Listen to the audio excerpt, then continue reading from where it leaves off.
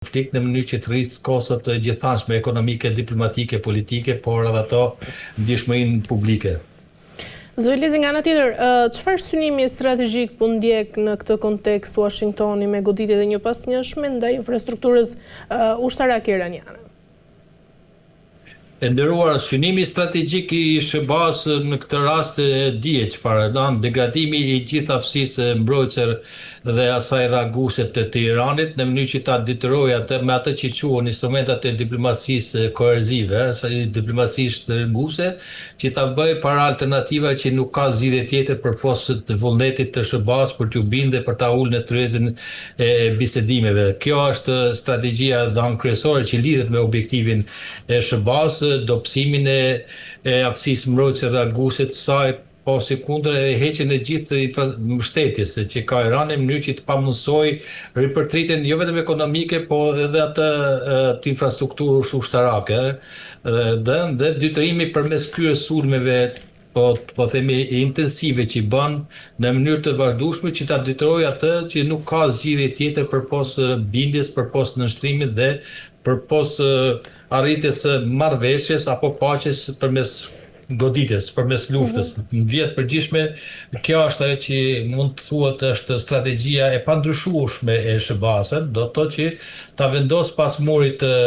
Iranin dhe ta detyrojë atë që nuk ka zgjidhje tjetër. Është thelbi i asaj që kemi thënë edhe më parë, coercive diplomasi, kuptimin e diplomacisë shtrënguese, arritjen e paqes përmes luftës. Në thelbin e cilës është ky parim. Çfarë rreziku parasheh zgjerimi i konfliktit, zoti Lezi, në vendet si Siria, Iraku, Kuvajti dhe Bahreni, dhe nga ana tjetër,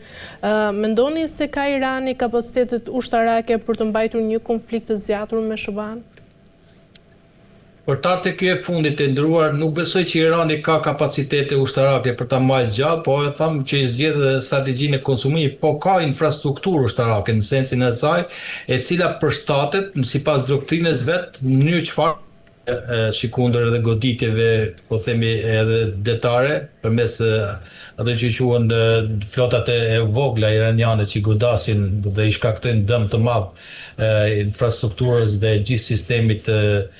bazave ushtarake të SBA-s. Në këtë kundërshtim mund të themi që Irani nuk i ka, po ka aftësi për t'u përgjigjë në mënyrë asimetrike tek këtij konflikti dhe për ta zgjatur sa më tepër atë dhe për shkak të zgjatjes kjo ke parasysh edhe efektet që prodhon kostot shoqëruese. Ndërkohë që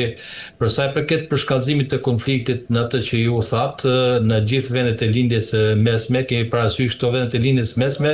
mund ndahen në 2-3 grupe, në kuptimin ato të cilët janë proksat e Iranit, boshti i rezistencës, ku një përshkallëzim i këtij konflikti në këto vende do t'i reaktivizon. Dhe kemi parasysh Irakun apo edhe Sirin, ku janë milicit respektive shiite atje, të cilës mund të jenë një front i dytë i kësaj luftës. Kemi parasysh që në Irak ka një miksaturë të gjithë këtyre etnive dhe ka edhe një komponent fuqishëm edhe të grupit armatosë milicisë pro-iraniane, të cilën në një situatë konflikti ato do të reaktivizohen dhe do të godasen përmes sistemit raketor dhe dronet të gjithë bazat amerikane dhe gjithë interesat amerikane atje, sikundër edhe Siria, që është vazhdimi një kordoni sigurie për Iranin, nga të cilët përmes cilëve kalon edhe furnizimet në Libanin. Dhe pikërisht për Hezbollah, pikërisht kjo zonë,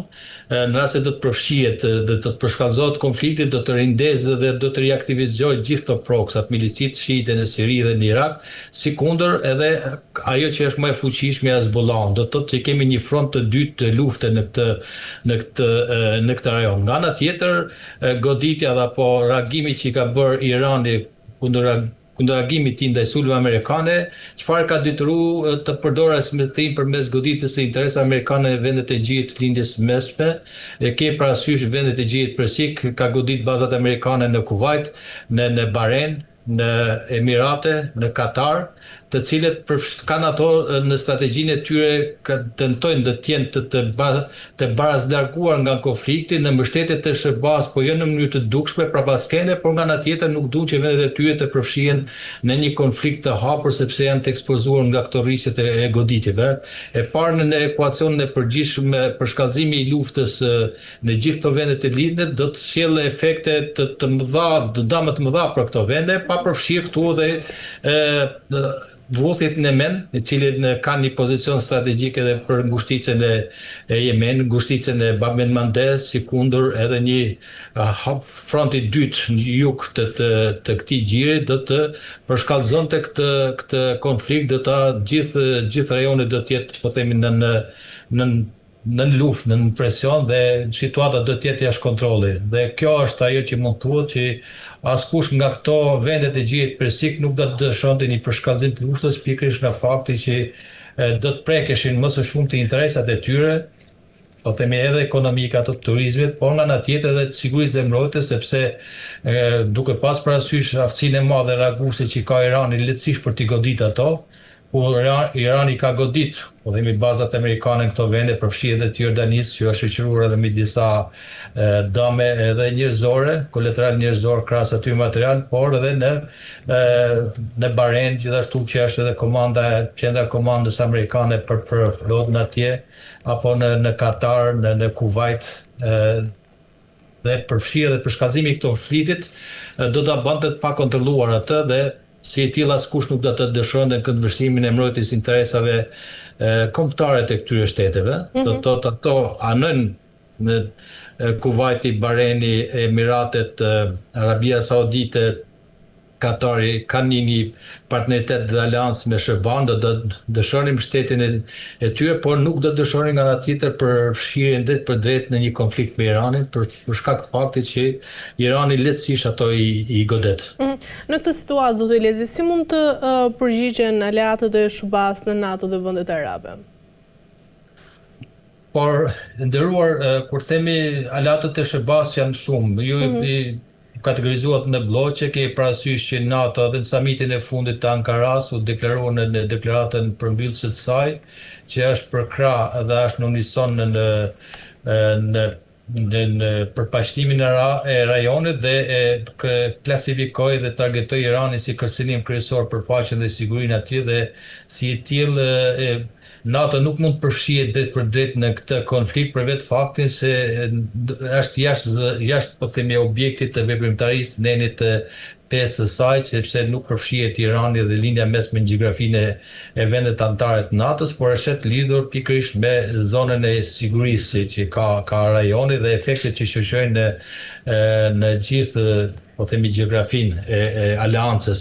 dhe si i tillë i mbështet në aspektin e sistemeve mbrojtëse atyre raketore, po edhe ato shtarake dhe infrastrukturë gjithë vendet aleate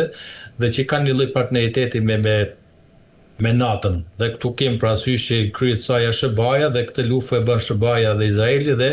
kuptohet që mbështetja dhe reagimi i NATO-s do të jetë përkrah tyre. Por në paralojë këtij reagimi janë edhe ato vendet të NATO-s të cilët kanë interesat drejt për drejt lidhur me rajonin, të cilët duan një rajon të sigurt të jashtë konfliktit për shkak të ndikimit që ka burimet natyrore që vijnë nafta, gazi i lëngshëm, po pesticide dhe gjithë derivativat që janë shumë thelbësor për ekonominë e këtyre vendeve. Ke parasysh qoftë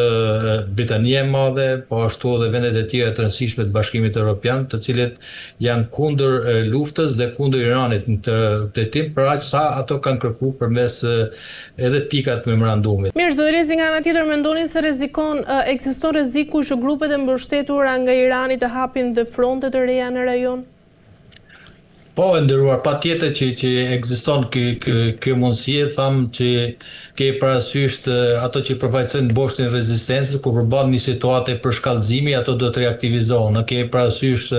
rrezikun e përshkallëzimit apo hapjet një fronti të dytë këtij konflikti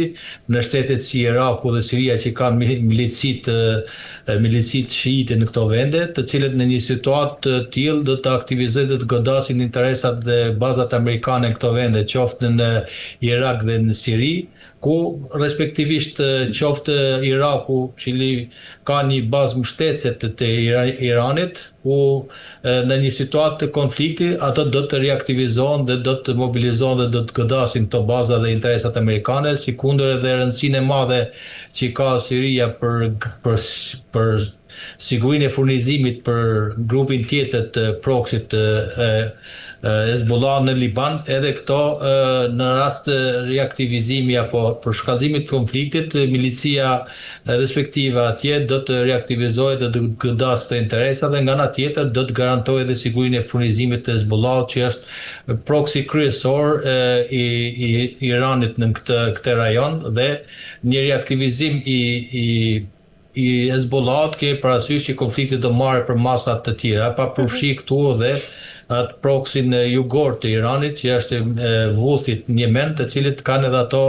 një pozicion të rëndësishëm geostrategjik për sigurinë edhe detare, ke parasysh që kontrollojnë dhe kanë ndikim të madh për këtë siguri në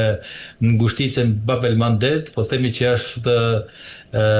një pozicion tjetër strategjik që Irani ka në këtë rajon, pikërisht nga kontrolli që ka dy nga ngushticat kryesore, një